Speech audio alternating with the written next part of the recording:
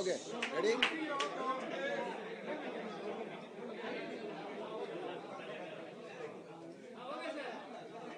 எல்லாருக்கும் வணக்கம். Happy new year. Advance Pongal நல்வாழ்த்துக்கள். உங்கள் எல்லாரையும் சந்திக்கிறது ரொம்ப ரொம்ப சந்தோஷம். ஆடியோ லான்ச்சில் உங்கள் எல்லாருக்கும் கூடயும் நின்று பேச முடியல, ரொம்ப ரொம்ப சாரி. ஸோ இந்த தருணத்தில் உங்கள் எல்லாரையும் சந்திக்கிறது, அதுவும் இத்தனை பேர் வந்திருக்கிறீங்க. Thank you so much brothers. Vanangaan என்னோட திரையுலக பயணத்தில் ஒரு முக்கியமான படம். ஒவ்வொரு படத்துக்கும் ஆடியன்ஸாக நீங்களும் சரி, ப்ரெஸ்ஸும் சரி, அவ்வளோ சப்போர்ட் பண்ணியிருக்கீங்க.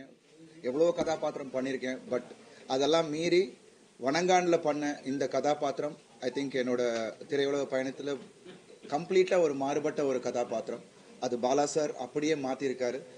அது ஜனவரி 10 ஃப்ரைடே அன்னைக்கு ரிலீஸ் ஆக போகுது வணங்கான். ஸோ கண்டிப்பாக அது உங்கள் எல்லாருக்கும் திரையிலும் உங்கள் முன்னாடி நாங்கள் வரப்போகிறோம். அது நினைக்கும் போதே ரொம்ப ரொம்ப எக்ஸைட்மெண்ட் எனக்கு கொடுக்குது. ஒவ்வொரு முயற்சிக்கும் நீங்கள் எப்போதுமே சப்போர்ட் பண்ணியிருக்கீங்க. நிச்சயமாக இந்த ஒரு புது முயற்சிக்கும் நீங்கள் சப்போர்ட் பண்ணுவீங்கன்னு நான் நம்புகிறேன். அண்ட் பாலா சாரை ஒர்க் பண்ணது எனக்கு ஒரு மறக்க முடியாத அனுபவம். ஏன்னா பாலா சாரை பற்றி நம்ம எல்லாருக்குமே தெரியும். ஒரு கதாபாத்திரத்துக்கு உள்ள அவர் எவ்வளோ ஆழமாக ஒரு நடிகரை உள்ளே கொண்டு போய் அதை புரிய வச்சு அதை திரையில் நம்ம கொண்டு வராருன்னு உங்கள் எல்லாருக்கும் தெரியும். அதே மாதிரி தான் எனக்கு அது ஒரு பெரிய ஒரு லேர்னிங் எக்ஸ்பீரியன்ஸாக இருந்துச்சு. ஏன்னா இந்த கதாபாத்திரம் கோட்டின்ற கதாபாத்திரம் பாலா சார் அவர் ஒரு விஷன் வச்சுருந்தார். ஸோ கதை சொல்லும் போதே அருண், இந்த கதாபாத்திரம் நீங்கள் நடிக்க ஆரம்பித்து படம் முடிகிற வரைக்கும் அதுக்கப்புறம் ஒரு 4 மாதம் உங்களுக்கு அந்த தாக்கம் இருக்கும் அப்படின்னாரு. அதே மாதிரி தான் எனக்கும் இருந்தது. கிட்டத்தட்ட ஒரு 2.5 months ஆச்சு. நான் அடுத்த படம் ரெட்டத்தலைக்கு போகும்போது it was very difficult to come out of the character. So அந்த அளவுக்கு அந்த கதாபாத்திரம் என்னை பாதிச்சுது. நிச்சயமாக இந்த படம் உங்கள் எல்லாருக்கும் பிடித்த மாதிரியான ஒரு படமாக இருக்கும். ஏன்னா பாலா சாரை நம்ம பார்த்து ரொம்ப நாள் ஆச்சு. இப்போ உள்ள ஜென்ரேஷன் பாலா சார் யார் அப்படின்றது இந்த படம் மூலிமா உங்களுக்கு எல்லாருக்குமே தெரியும். அண்ட் இது ஒரு யதார்த்தமான ஒரு படம். அண்ட் நிச்சயமாக பாலா சார் ஒவ்வொரு படத்துலேயும் ஏதாவது ஒரு விஷயம் மக்கள்கிட்ட அந்த ஒரு தாக்கத்தை ஏற்படுத்துவார். கண்டிப்பாக இந்த படத்துலையும் அது இருக்கும். அண்ட் ஒவ்வொரு நடிகர்களும் இந்த படத்தில் ரொம்ப அருமையாக பண்ணியிருக்காங்க. முக்கியமாக என்னோட சிஸ்டர் கேரக்டர் ரிதுவாக இருக்கட்டும், ரோஷினி பிரகாஷாக இருக்கட்டும், அப்புறம் மிஷ்கின் சார் அண்ட் சமுத்திரகனி அண்ணன், மற்ற எல்லா நடிகர்களும், அதுவும் எல்லா கதாபாத்திரத்துக்கும் முக்கியத்துவம் இருக்கும் இந்த படத்தில்.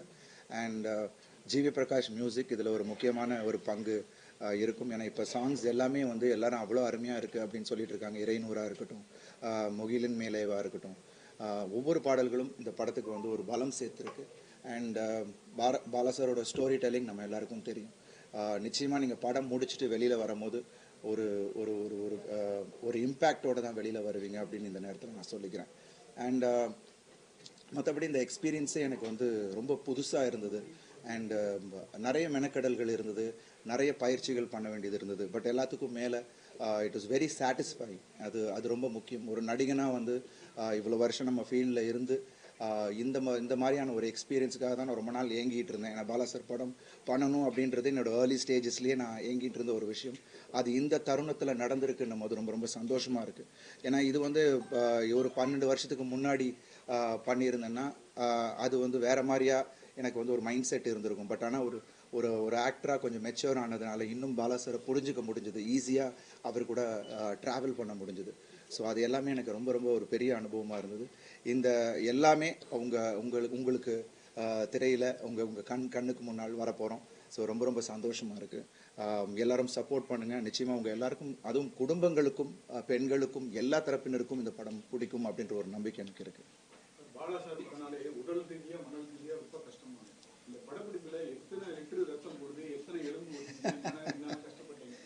இல்லை, எனக்கு கஷ்டம்ன்றது அந்த கதாபாத்திரத்துக்கு என்ன தேவை அப்படின்றது முன்னாடியே பாலா சார் சொல்லிட்டாரு. நான் சொன்ன மாதிரி பாலா சார் ஃபஸ்ட்டு சொன்னதே என்னென்னா, அருண், இந்த படம் முடிகிற வரைக்கும் நீங்கள் ஒர்க் அவுட்டே பண்ணாதீங்க. அந்த ஒரு லூஸ் பாடி லாங்குவேஜும் அந்த இதுவும் தான் நமக்கு இந்த படத்தில் தேவை. அது அப்போ எனக்கு புரியல. பட் படம் சீன்ஸ் பண்ண தான் எனக்கு தெரிஞ்சது, இதுக்காக தான் அவர் சொன்னார் அப்படின்னு. ஸோ உங்களுக்கும் அது படம் பார்க்கும்போது தெரியும். நிறைய இடத்துல அஃப்கோர்ஸ் நீங்கள் சொன்ன மாதிரி ரா ஆக்ஷன் இந்த படத்தில் இருக்குது. அதனால் அந்த டெரேன் பார்த்தீங்கன்னா கரடு முரடாக தான் இருக்கும். எங்கேயுமே ரோப்போ டூப்போ எதுவுமே யூஸ் பண்ண முடியாது. ஸோ எல்லாமே ஒரு நேச்சுரல் இதில் தான் நாங்கள் எடுத்தோம். ஸோ அதில் நிறைய விஷயங்கள் நடந்தது. பட் அதெல்லாம் தாண்டி இன்னைக்கு அது திரையில் பார்க்கும்போது ரொம்ப ரொம்ப சந்தோஷமாக இருக்குது. இந்த ஸ்டோரியை பிளாட்ல சார் இந்த ஸ்டோரி நமக்கான ஸ்டோரி உங்க மைண்ட் ஃபிக்ஸ் பண்ணி போயிட்டேமா அது என்ன பிளாட்ல சார்? இல்லை, எனக்கு வந்து நான் இது வரைக்கும் பண்ணாத ஒரு கதாபாத்திரம். நிச்சயமாக இது வந்து வேற மாதிரியா ஆடியன்ஸ் ரிசீவ் பண்ணுவாங்கன்னு எனக்கு தோணுச்சு. ஃபஸ்ட்டு நான் ஏன் ஓகேன்றது வந்து பிகாஸ் அது வந்து பாலா சார் மாதிரியான ஒரு இயக்குனர் அதை வந்து கையாளுறாருன்னும் போது அது கண்டிப்பாக அது ஒரு வேறு ஒரு விதமாக ஆடியன்ஸ்கிட்ட போய் அது ரீச் ஆகும் அப்படின்னு எனக்கு தோணுச்சு. அண்ட் இந்த கதையுமே நீங்கள் வந்து பார்க்கும்போது உங்களுக்கே அந்த ஒரு ஃபீல் வரும். கண்டிப்பாக நம்ம வந்து நிறைய விஷயங்கள் நம்ம கடந்து போகிறோம், ஆனால் அதை வந்து நம்ம ஆழமாக அது உள்ளே போகும்போது தான் நமக்கு அது தெரியும். ஸோ அது வந்து கண்டிப்பாக உங்கள் எல்லாரையும் பாதிக்கும் அப்படின்னு நம்புறேன். முயற்சி வந்து சப்போஸ் வரதா இருந்துச்சு, அது கொஞ்ச நாள் கழிச்சு தள்ளி போயிட்டு ஸோ அது சப்போஸ் வர முடிச்சோன்னா ஒரு 7 படங்கள் 8 படங்கள் அடிச்சே வர ஆரம்பிக்குது. இதை பற்றி என்ன நினைக்கிறீங்க? ஏன்னா நாங்கள் வந்து முன்னாடியே அனௌன்ஸ் பண்ணிட்டாங்க, சுரேஷ் காமாட்சி சார் வந்து படம் பொங்கலுக்கு வரலாம் அப்படின்றத வந்து ஃபஸ்ட் அனௌன்ஸ்மெண்ட்டை நம்ம தான் பண்ணோம். அதுக்கப்புறம் விடாமுயற்சி வரதா இருந்துச்சு. அது உடனே நான் மகிழ் சாருக்கு ஃபோன் பண்ணி நான் பேசினேன். அவர் அவ்வளோ சந்தோஷப்பட்டார்.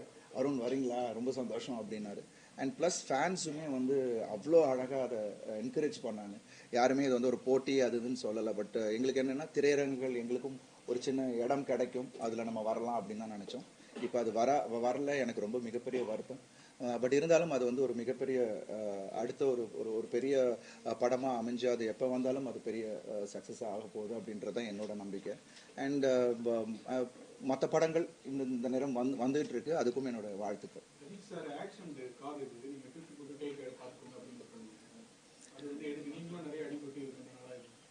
இல்லை இல்லை, அவர் வந்து அஜித் சார் வந்து அவரோட பேஷனை ஃபாலோ பண்ணிக்கிட்டு இருக்காரு.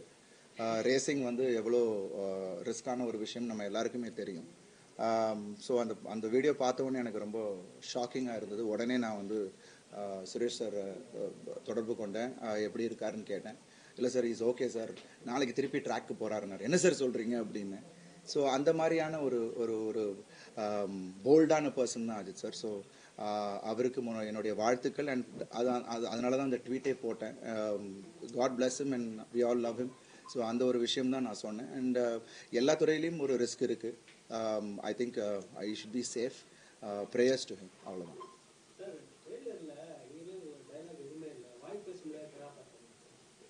நீங்கள் படம் பாருங்கண்ணே, படம் பார்க்கும்போது உங்களுக்கு தெரியும். இது படம் பாருங்க, நீங்கள் படம் பார்க்கும்போது அது என்ன மாதிரியான கதாபாத்திரம் எப்படி வடிவமைச்சிருக்காரு. ஏன்னா இந்த கதாபாத்திரத்துக்குன்னு ஒரு சில பிஹேவியர்ஸ் சொன்னார் சார். இது இப்படி தான் சிரிக்கும், இப்படி தான் ரியாக்ட் பண்ணும், எமோஷனுக்கு இப்படி தான் இருக்கும்ன்ற நிறைய வேரியேஷன் இந்த கதாபாத்திரத்தில் இருக்குது. அது நீங்கள் படம் பார்க்கும்போது உங்களுக்கு தெரியும். சார், பாலா சார் படத்தில் நடித்த எல்லா நடிகர்களுக்கும் ஃபியூச்சரில் இண்டஸ்ட்ரியை பொறுத்தவரை நல்ல கெரியர் இருக்கும். பட் ஆனால் தேட்டருக்குலாம் வந்து விசிட் பண்ணுறதுக்கு வந்து பார்த்தீங்கன்னா படத்தோட எண்டிங் வந்து சேட்ல தான் முடியும். ஸோ பட் விசிட்டர்ஸ் வந்து பீப்புள்ஸ் எல்லாம் ரொம்ப கம்மியாக இருக்கும். பட் இந்த படம் பொங்கல் ரிலீஸ் ஆகுது, மக்கள் உள்ள வரதுக்கு என்ன கண்டென்ட் தேவையான இல்லை, கண்டென்ட்டாக நிச்சயமாக இது வந்து ஒரு கண்டிப்பாக எல்லாரையும் ஈர்க்கக்கூடிய ஒரு கண்டென்ட் தான். ஏன்னா படம் அப்படி ஒரு எமோஷனாக அவங்க எல்லாரையும் கனெக்ட் பண்ணும். அண்ட் அதே சமயத்தில் உள்ள எல்லா சுவாரஸ்யமான விஷயங்களும் இருக்குது. அண்ட் அங்கங்கே ஒரு சட்டையர் சின்ன விஷயங்கள் இருக்குது. அண்ட் ஆக்ஷன் இதில் வந்து நீங்கள் உங்களுக்கு கதையோடு எல்லாமே அமைஞ்சிருக்கும். ஸோ ஐ திங்க் எங்கேயுமே உங்களுக்கு போர் அடிக்காது. And it will be a wonderful film to watch. அவ்வளோதான். என் பக்கத்தில் தான் உட்காந்துருந்தாரு.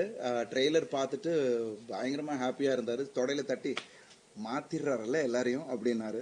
ஸோ அது எனக்கு வந்து பார்த்து ரொம்ப சந்தோஷமாக இருந்தது. And he was very happy. And அவர் என்னை ரொம்ப விஷ் பண்ணார். நிச்சயமாக இந்த படம் உனக்கு பெரிய படமாக இருக்கும். இந்த ஸ்டோரி சூர்யா சார் ஓகே பண்ண ஸ்டோரியா இல்லாட்டி ஃப்ரெஷ்ஷாவே பாலா சார் பண்ணாங்களா? பாலா சார் எனக்கு என்ன கதை சொன்னாரோ அதுதான் இப்போ எடுத்திருக்கோம். ஸோ அது எனக்கு தெரியாது அது எந்த கதை இல்லை, அதே ஸ்டோரி தான் நினைக்கிறேன். படம் பார்த்தாச்சுமா? ஏமா டப் பண்ணும் போது பார்த்தேன், அதுக்கப்புறம் படமும் ஃபுல்லாக பார்த்தாச்சு. ஐ திங்க் முக்கியமாக இதில் சாம்சியஸ், ஆமாம் அது போகக்கூடாதுன்னு சொன்னார். அதுதான் நான் முன்னாடியே ஆன்சர் பண்ணது தான். அது வந்து இந்த கேரக்டருக்கு தேவைப்பட்டுச்சு. அதனால தான் பார்த்தீங்கன்னா பிகினிங் எல்லாமே கொஞ்சம் ஃப்ளாபியாக இருப்பேன், கொஞ்சம் லூஸாக அந்த பாடி லாங்குவேஜுக்காக.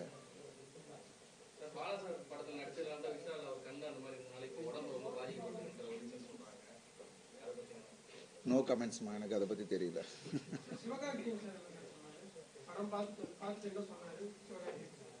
அவர் இன்னும் படம் பார்க்கலாமா? யாருமே இன்னும் வெளியாட்கள் யாரும் படம் பார்க்கல. அவர் அங்கேயே ஸ்டேஜ்லேயே சொன்னார், வந்து ரொம்ப விஷ் பண்ணார்.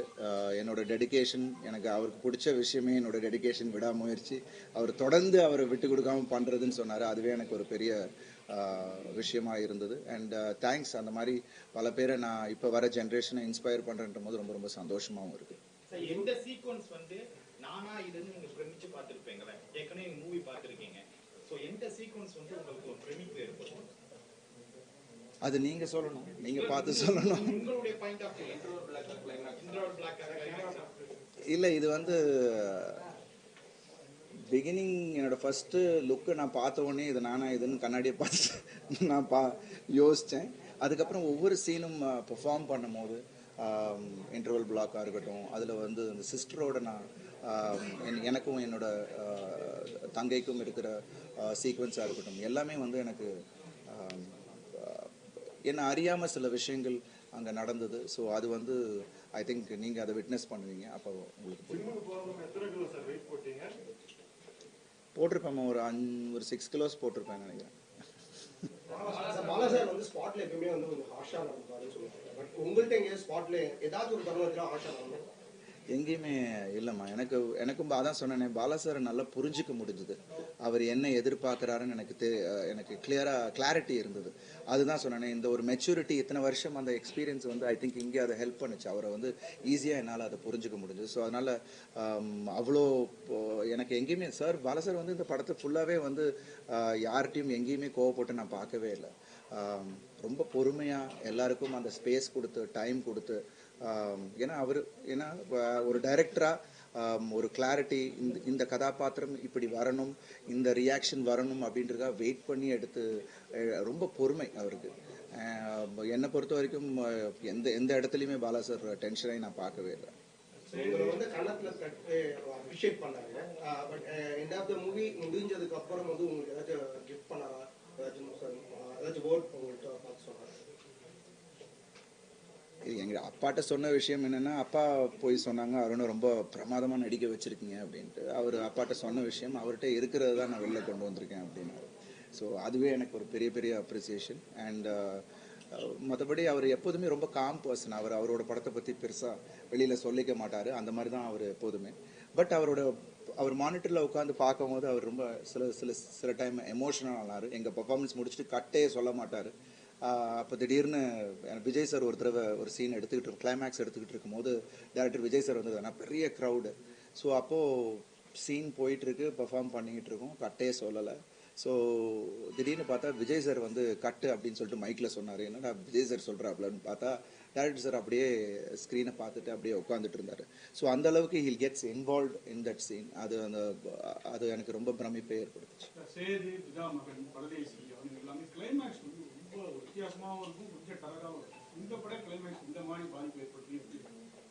நீங்கள் படம் பாருங்கண்ணா.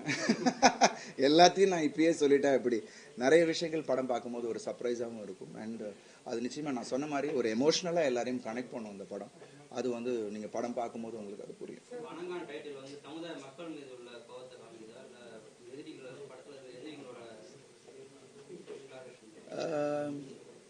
சமுதாயமும் நம்ம அதை எடுத்துக்கலாம். கோவத்தை காட்டுறதுன்றதை விட அது நிறைய விஷயங்கள், சில பேரோட அந்த ஆதங்கத்தையும் அது காட்டும். ஸோ ஐ திங்க் இது முழுமையாக நீங்கள் படம் பார்க்கும்போது உங்களுக்கு புரியும். ஜி பிரகாஷ் சார் நான் சொன்ன மாதிரி அவரோட பாடல்கள் ஒன்றும் அவ்வளோ அருமையாக கொடுத்துருக்காரு. ஐ திங்க் பாலா சார் அது அவருக்கு அந்த ஒரு music sense, super music sense அவருக்கு. அண்ட் அவங்க ரெண்டு பேருக்கும் உள்ள அந்த ஒரு ரிலேஷன்ஷிப் அது பாடல்களே தெரியும்.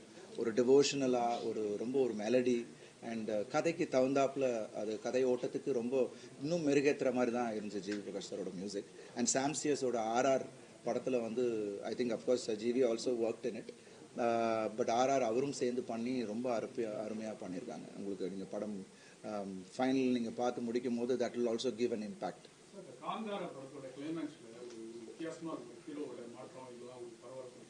அந்த மாதிரி இந்த படத்துல இருந்து படம் பார்க்க சொல்லணும்னு சொல்லியிருக்காங்க. அது என்ன காந்தாரா? இல்லை நீங்கள் எதிர்பார்க்குறீங்களா இல்லை என்னென்ன?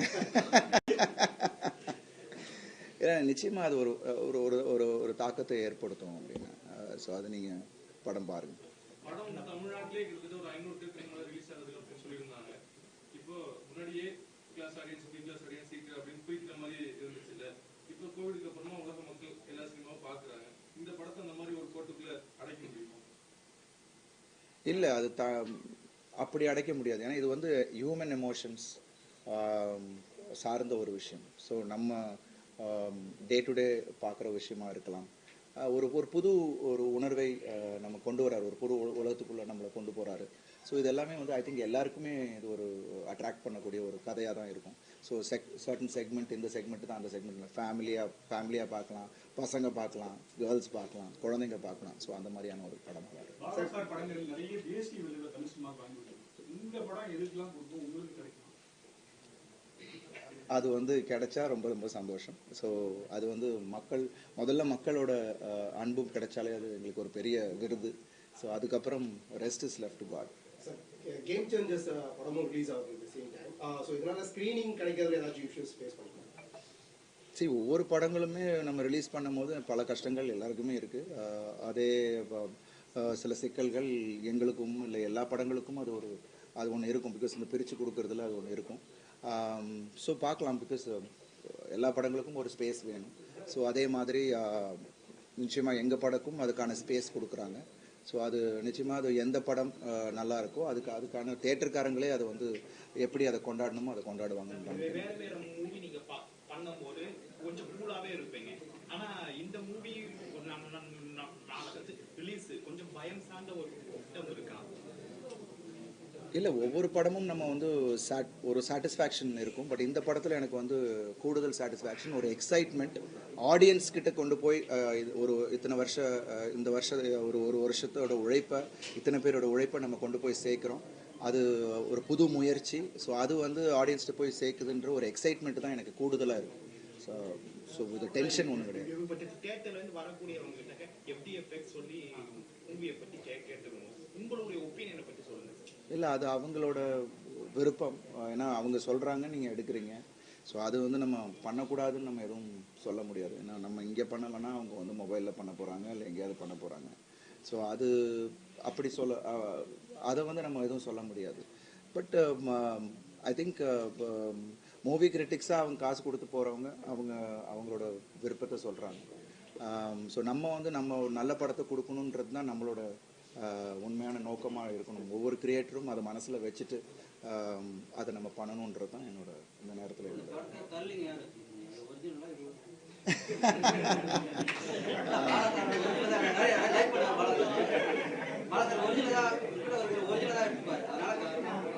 இல்லை. ஒரிஜினல் வந்து லைட் வேவி ஹேர் தான். பாலா சார் வந்து காலையிலே வருவார். வந்துட்டு கொஞ்சோண்டு பிரில் க்ரீம் கொஞ்சம் எடுத்துகிட்டு குளிச்சுட்டு அப்படியே வருவேன். கொஞ்சம் எடுத்துகிட்டு சுற்றுவார். இங்கே சைடுக்கு அவ்வளோதான், அதான் ஹேர் ஸ்டைலு. ஸோ அப்படி தான் அதை நாங்கள் க்ரியேட் பண்ணுது. ஸோ இதுக்காக கிட்டிங்லாம் கிடையாது. சும்மா வந்த உடனே நானே பண்ணிட்டேன். பாலா சார் வரத்துக்கு முன்னாடி, அவர் கை வைக்கிறதுக்கு முன்னாடி நானே வந்து போட்டு ஒரு பில் க்ரீம் போட்டு தேய்ச்சிட்டு வந்துடுவேன். It was nice. அது அந்த கேரக்டருக்கு அது மாதிரி தேவைப்பட்டுச்சு. ஸோ அதுதான். இந்த படத்தில் ரொம்ப பெருசாக பேசப்பட்டது வந்து இந்த படத்தில் இல்லை இவர் ஏதோ சொல்லிட்டு இருக்காரு. இந்த படத்துல ஃபர்ஸ்ட் வந்து ரொம்ப பெருசா பேசப்பட்டது வந்து அந்த படத்தோட ஃபர்ஸ்ட் லுக் போஸ்டர், பெரியாரோட சிலையும் விநாயகர் சிலையும் பிடிச்சிருக்க மாதிரி அந்த மாதிரி பொலிட்டிக்கல் ஸ்டேட்மெண்ட் இந்த படம் மட்டும் இருக்கா? இல்லை, அதுக்கான பதில் வந்து அந்த பாடல்லையே வந்துருச்சு. இறைநூறு பாடல்லையே உங்களுக்கு அதோட அர்த்தம், அதோட விடை எல்லாமே அதுலேயே வந்துருச்சு. So I think that's what it. அவர் என்ன சொல்ல வராரோ அந்த பாடல்லையே வந்துருச்சு.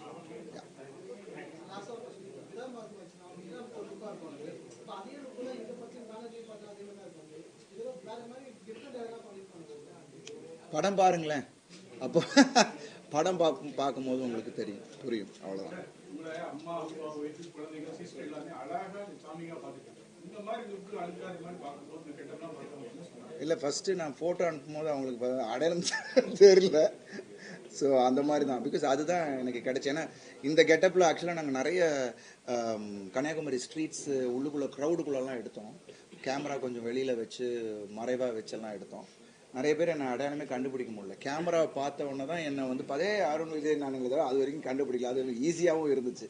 ஸோ அப்படி மாற்றக்கூடிய ஒருத்தர் தான் பாலா சார். ஸோ ரொம்ப ரொம்ப சந்தோஷமாக இருக்கும்.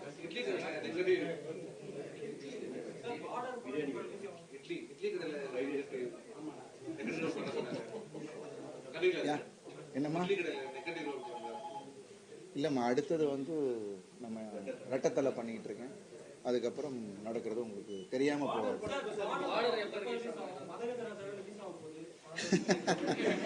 இல்லை, பார்டர் ரொம்ப ஃப்ரெஷ்ஷான படம்.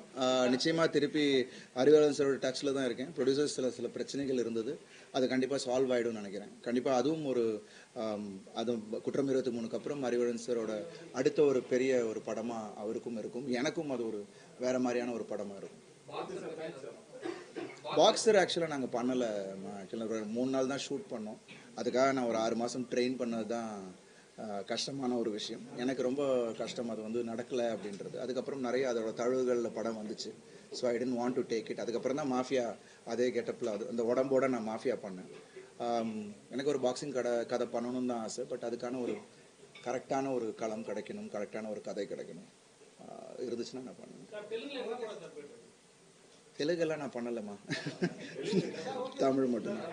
Thank you so much. தேங்க்யூ.